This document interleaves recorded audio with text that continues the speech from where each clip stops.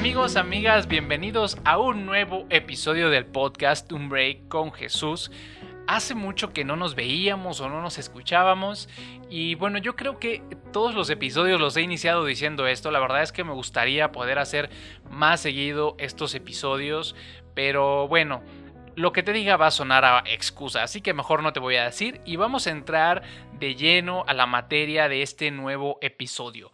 Hoy quiero hablar con ustedes de algo pues que es un poquito como la columna vertebral de la fe cristiana, que es esto de tener una vida nueva, morir a la vida antigua, a la vida del mundo, a la vida del pecado, para renacer en una nueva vida en Cristo. Entonces, a ver, de esto está la Biblia llena, pero pues hoy elegí dos pedacitos de la Biblia que vamos a leer y vamos a analizar y vamos a llegar a una conclusión bien interesante. La primera fracción o la primera lectura la vamos a hacer en Salmos 103. El Salmo 103 se titula Alabanza por las bendiciones de Dios. Y bueno, los salmos son alabanza, son cánticos, son poemas, son escritos hermosos que los debes leer. Pero bueno, este 103 en los versículos 17 y 18 se enfoca en cómo nos dice cómo Dios de verdad cuida de nosotros, nos da vida eterna, nos aleja del mal, nos aleja de caer, nos aleja del dolor, del sufrimiento, porque bueno, aquí lo dice, lo voy a leer y voy a leer desde el 15 al 18. Nuestros días son como la hierba, florecemos como las flores del campo, pero pasa el viento sobre nosotros y desaparecemos sin dejar ninguna huella. Pero el Señor es eternamente misericordioso.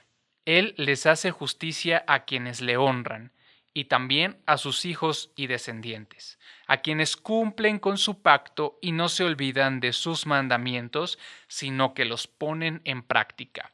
Aquí al principio nos dice que, bueno, como humanos somos pasajeros, somos como una hierba, florecemos y al rato nos morimos. Pero nos dice en el 17 y el 18 que el Señor, Dios, Jesucristo, es eternamente misericordioso, Él hace justicia a quienes lo honran y también a sus hijos y descendientes.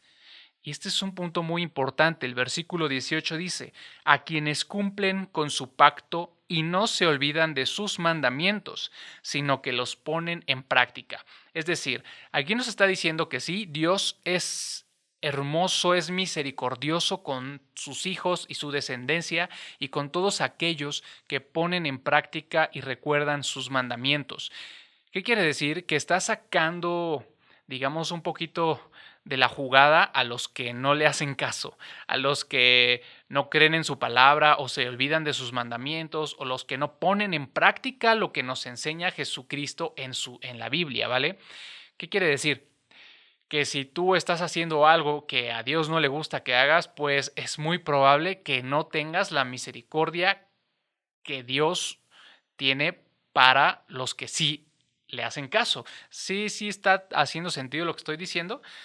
Bueno, solamente voy a repetir el versículo 18 del Salmos 103. A quienes cumplen con su pacto y no se olvidan de sus mandamientos, sino que los ponen en práctica.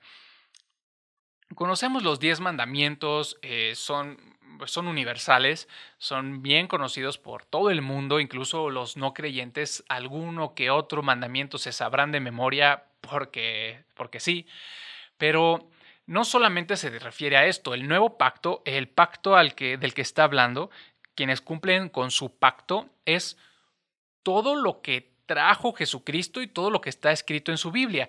Entonces, a lo mejor, pues sí, es muy probablemente que tú me estés escuchando y me puedas decir que definitivamente no has matado a nadie, es muy probable. Y eso pues sí hace que estés cumpliendo uno de sus mandamientos, pero hay cosas que incluso parecen muy sencillas y hasta vas a decir, ay, ¿cómo va a ser eso un pecado? Pues sí, y lo podemos leer en Colosenses, y dame un momentillo que aquí lo tengo, en Colosenses en el capítulo 3, a partir del versículo 5, es justo donde empieza a hablar se titula La vida antigua y la nueva, a partir del versículo 5 del capítulo 3 de Colosenses. Aquí habla, como te decía, de la vida antigua y la vida nueva. ¿Qué es lo que hay que dejar atrás? Una vez que crees, aceptas a Jesucristo como tu único Salvador, te bautizas y eres nacido o tienes, sí, eso, empiezas una nueva vida libre de pecado y en el camino de Jesús. Entonces aquí hay cosas muy, muy, muy identificadas. Te lo voy a empezar a leer. En el versículo 5 dice, por lo tanto, hagan morir en ustedes todo lo que sea terrenal, inmoralidad sexual, impureza, pasiones desordenadas, malos deseos y avaricia. Eso es idolatría.